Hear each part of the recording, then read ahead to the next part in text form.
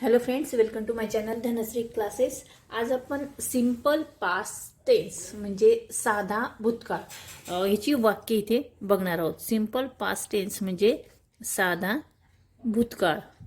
ठीक आहे, साध्या भूतकाळातील ही वाक्य आपण इथे बघणार आहोत. साध्या भूतकाळातील वाक्य बघताना आपल्याला त्याचं स्ट्रक्चर जे आहे ते अगोदर इथे लक्षात घ्यायचं आहे. मराठीची जी वाक्य आहे साध्या भूतकाळाची ती आपण इंग्रजीमध्ये कशा पद्धतीने करायची ती इथे बघतोय. तर त्याच्यासाठी स्ट्रक्चर आहे. सुरुवातीला काय येणार आहे? सब्जेक्ट, त्याच्यानंतर व्हर्ब आणि त्याच्यानंतर ऑब्जेक्ट. सब्जेक्ट म्हणजे काय? तर या वाक्यातील तो कर्ता आहे, जो नाऊन आहे तो एक नंबरला आपण घेणार आहोत. त्याच्यानंतर व्हर्ब येणार आहे. व्हर्ब म्हणजे काय? तर व्हर्ब म्हणजे क्रियापद. क्रियापद म्हणजे त्याने केलेली क्रिया. ठीक आहे, आला, गेला, बसला, उठला, हसला, त्याने जी क्रिया केली ती आपण इथे 2 नंबरला घेणार आहोत. आणि त्यानंतर येणार आहे ऑब्जेक्ट म्हणजे उरलेलं वाक्य. आता इथे जे वाक्य आहे बघा, तो शाळेत गेला. या वाक्यातील सब्जेक्ट म्हणजे नाऊन जे आहे ते आहे तो, हे आहे 1 नंबर.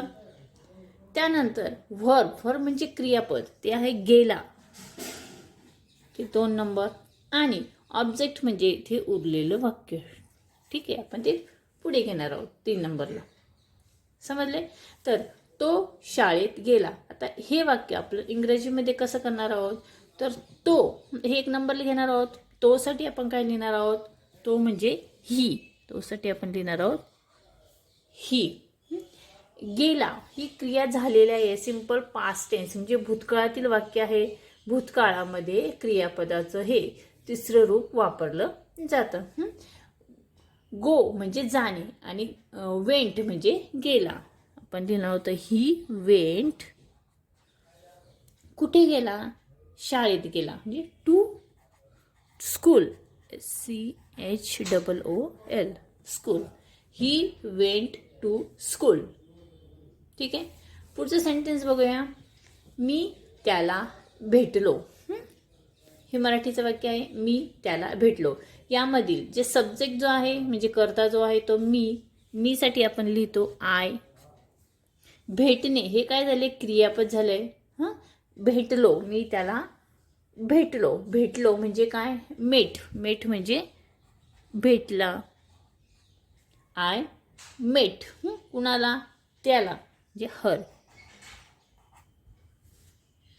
ठीक आहे, पुढचं आहे मी बघितले.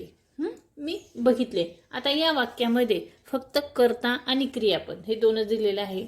मी म्हणजे मी साठी आपण लिहिणार आहोत आय. आणि मी बघितलं.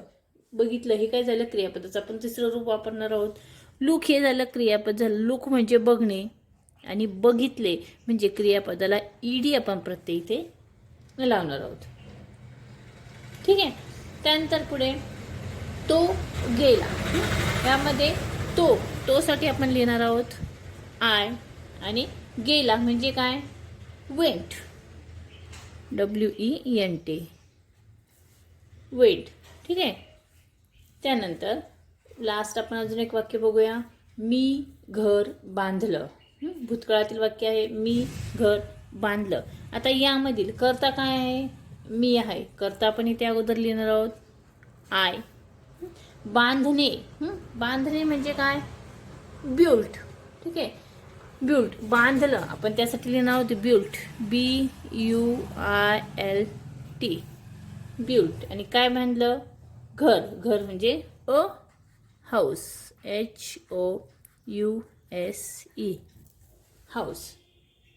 ठीक आहे, अशा पद्धतीने आपण इथे सिंपल पास्ट टेन्सची जी काही साधी वाक्य आहेत साध्या भूतकाळातील एकदम रोज आपण वापरतो, बोलण्यामध्ये ही वाक्य आपली नेहमी असतात, हीच वाक्य आपण मराठीतील इंग्रजीमध्ये सोप्या पद्धतीने कशा पद्धतीने लिहायची ती इथे बघितलेली आहेत. आय होप हा व्हिडिओ तुम्हाला नक्कीच समजला असेल. हा व्हिडिओ जर समजला, आवडला तर प्लीज या व्हिडिओला लाईक करा, शेअर करा आणि जर चॅनलवर तुम्ही नवीन असाल तर चॅनल सबस्क्राईब करा. व्हिडिओ बघितल्याबद्दल धन्यवाद.